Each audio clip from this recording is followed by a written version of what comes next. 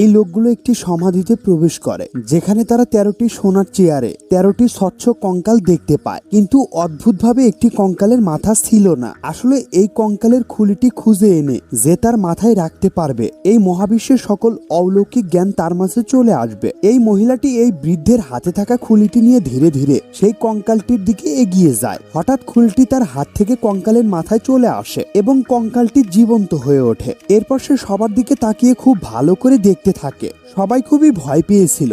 এরপর বৃদ্ধ এগিয়ে আসে এবং বুঝতে পারে যে কঙ্কালটি তাদের প্রতি কৃতজ্ঞ ছিল এবং সে তাদের সকল অলৌকিক ক্ষমতা শেখানোর জন্য সিদ্ধান্ত নিয়েছে। এরপর মহিলাটি তার ক্ষমতা হাসিলের জন্য কঙ্কালটির দিকে এগিয়ে আসে। ঠিক তখনই সেই মন্দিরে ভয়ানক কিছু ঘটতে শুরু করে। কঙ্কালগুলো ঘুরতে থাকে, সবগুলো কঙ্কাল একত্রিত হয়ে কিছু একটাতে রূপান্তরিত হতে থাকে। এরা কি আসলে কোনো ভুল করে ফেলেছে? এই ভিডিওটির পার্ট 2 দেখার জন্য একটি লাইক দিয়ে কমেন্ট করে জানাতে পারো।